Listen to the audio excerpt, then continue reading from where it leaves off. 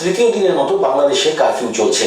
ঢাকার রাস্তায় সেনাবাহিনী, বিজিবি আর পুলিশের টহল দেখা যাচ্ছে। সোমবার ঢাকা মহানগর পুলিশের অতিরিক্ত কমিশনার হারুনার রশিদ বলেছেন, কোটা সংস্কার আন্দোলনকে কেন্দ্র করে সংঘাত সংঘর্ষ, হামলা, ভাঙচুর, অগ্নিসংযোগের ঘটনায় জড়িতদের চিহ্নিত করে মামলা দায়ের করা হচ্ছে।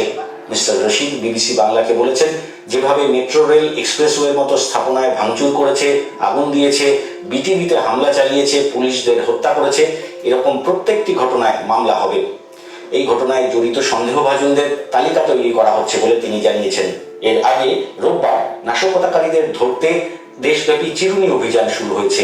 নাশকতাকারীদের ধরিয়ে দিলে পুরস্কার দেওয়া হবে বলে জানিয়েছেন বাংলাদেশ পুলিশের মহাপরিদর্শক চৌধুরী আব্দুল্লাহ আল মামুন। কোটা পুনর্বহাল করে হাইকোর্টের দেয়া যে রায় আপিল বিভাগ বাতিল করেছে সে বিষয়ে আজই প্রজ্ঞাপন জারি হতে পারে বলে জানিয়েছেন জনপ্রশাসন মন্ত্রী ফারহাদ হোসেন। তিনি বিবিসি বাংলাকে বলেছেন, কোটার প্রজ্ঞাপন প্রস্তুত করে রাখা রয়েছে, প্রধানমন্ত্রী অনুমতি দিলেই এটা আমরা দেব। তবে আগামীকাল মঙ্গলবার সকালেই প্রজ্ঞাপন দেওয়ার সম্ভাবনা বেশি।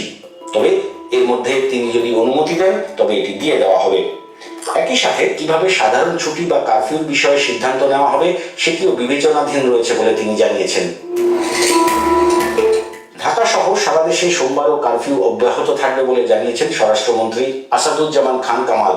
এদিকে জনপ্রশাসন মন্ত্রী ফারহাদ হোসেন জানিয়েছেন, সারা দেশে কারফিউ অব্যাহত থাকলে সাধারণ ছুটি বাড়ানো হবে। তবে মঙ্গলবার থেকে ঢাকা মহানগর ও ঢাকা জেলা, নারায়ণগঞ্জ, নরসিংদী ও গাজীপুরের কারফিউ কতদিন চলবে, কতক্ষণ শিথিল থাকবে তার সিদ্ধান্ত নেবে স্বরাষ্ট্র মন্ত্রণালয়। বাকি জেলাগুলোয় এই সিদ্ধান্ত নেবে জেলা প্রশাসন। অন্যদিকে ইন্টারনেট বন্ধ, মোবাইল ফোনও ঠিক মতো কাজ করছে না, তাই প্রবাসী বাংলাদেশিরা বড় সমস্যায় রয়েছেন। তারা দেশে পরিবারের সঙ্গে যোগাযোগ করতে পারছেন না, এমনটা বহু মানুষ বিবিসির ফেসবুক আর ইউটিউবে মন্তব্য করছেন। বিজেএমই এর vice president Ashraf Jamal Dipu BBC বাংলাকে বলেছেন, সরকার একটা প্রস্তুতি নিচ্ছে, আজ সোমবার রাতে হয়তো ইন্টারনেট ছেড়ে দেবে। তার কথায় পরিস্থিতি যত দ্রুত সম্ভব স্বাভাবিক হওয়া দরকার, যেহেতু এখানে কর্মসংস্থানের ব্যাপার রয়েছে। তাছাড়া ইন্টারনেট ছাড়া পোশাক কারখানা চলে না বলে তিনি মন্তব্য করেন।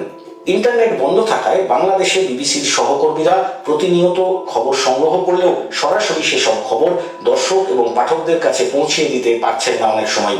তবে যখনই কোনো খবর পাওয়া যাচ্ছে তা দেওয়া হচ্ছে বিবিসির ওয়েব পেজে bbcbangla.com এর লাইভ পাতায়।